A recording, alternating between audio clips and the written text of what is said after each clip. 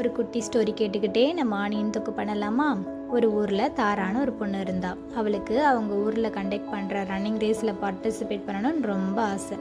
அது 10 கிலோமீட்டர் வரைக்கும் running race. அவள் தினம் காலையில் எழுந்திரிச்சு சூரிய உதயத்துக்கு முன்னாடியே ப்ராக்டிஸ் பண்ணாதான் அதில் நல்லா ஓட முடியும். அவளும் அதை ஃபாலோ பண்ணி ரன்னிங் ரேஸ்க்கு ரெடியாகி அங்கே போய் நின்றுட்டா. ஆனால் கொஞ்சம் தூரம் ஓட ஆரம்பித்த உடனேவே அவள் கீழே விழுந்துட்டா. பட் அவள் காலில் செம்ம அடி. அவளால் அதுக்கப்புறம் எந்திரிச்சு ஓடவே முடியாத மாதிரி ஒரு சூழ்நிலை. அப்போ அவள் கூட ஓடினவங்க எல்லாம் சில பேர் கண்டுக்காமல் ஓடிட்டாங்க. சில பேர் சீக்கிரமான்னு சொல்லி அவளை கொஞ்சம் மோட்டிவேட் பண்ணாங்க. ஒருத்தர் மட்டும் அவகிட்ட நீ ஓடணும்னு அவசியம் இல்லை, அட்லீஸ்ட் நீ அந்த லைன் வரைக்கும் மூவ் ஆகி வந்துருன்னு சொல்லிட்டு போனார். அதை கேட்டு அவளும் கொஞ்சம் கொஞ்சமாக மூவ் ஆகி வந்த உடனே அங்கே இருந்த ரன்னிங் ரேஸ் ஆஃபீஸர்ஸ் அவள் கையில் ஒரு சீட்டு கொடுத்தாங்க. யூ டிடன்ட் ஸ்டாப் அப்படின்னு, அதாவது நீங்கள் நிறுத்தாமல் ஓடிக்கிட்டே இருந்தீங்கன்னு ஒரு சின்ன அவார்டு மாதிரி. அதை பார்த்த உடனேவே அவளுக்கு ரொம்ப சந்தோஷமாயிடுச்சு. தடுமாறாமல் இருப்பவன் பலசாலி அல்ல, விழுந்தாலும் மீண்டு எழுந்து வருபவனே உண்மையான பலசாலி.